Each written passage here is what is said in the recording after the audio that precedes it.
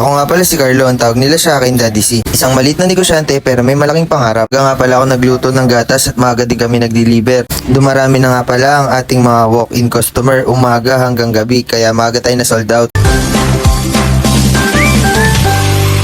Ngayong araw nga pala ay nadagdagan na naman ang ating 12 litro ng gatas na niluluto araw-araw at biglangan dumami ang ating mga bagong customer dahil gusto raw talaga nilang matikman ang ating Mango Graham at ang ating bagong produkto na si Creamy Choco Delight. At lagi ko nga palang kasama ang aking kapatid at sa araw-araw nga nalagari kaming magkapatid sa pagdi-deliver. Sinong magsasabi na walang pera ang mga tao sa daming na-order sa atin araw-araw. At dito nga pala ang pwesto natin sa Barangay Daungan, kalapit ng Talipapa, malapit sa Julie's Bake Shop. Sobrang nakakatuwa nga dahil kahit nasa delivery kami ni Kuya ay may mga bumibili na sa bahay kaya maraming salamat po sa inyo. At isa nga pala sa susi sa pagyaman ayon sa marami nating successful mentor pagdating sa negosyo ay ang respeto. Kailangan makuha mo ang respeto ng mga tao sa pamilya mo, sa mga tao sa paligid mo, lalo na respeto ng mga customer mo sa negosyo mo.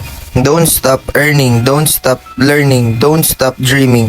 Dahil aminin man natin o hindi, ang respeto ay nakukuha ng mga taong may malaking kinikita pagdating sa lipunan, maging sa loob ng bahay. At ito ang realidad ng buhay. Oo, totoo. Kailangan natin mag-aral sa eskwelahan. Kailangan natin galingan at makapasa para makapagtapos tayo sa pag-aaral at para maging proud sa atin ang mga magulang natin.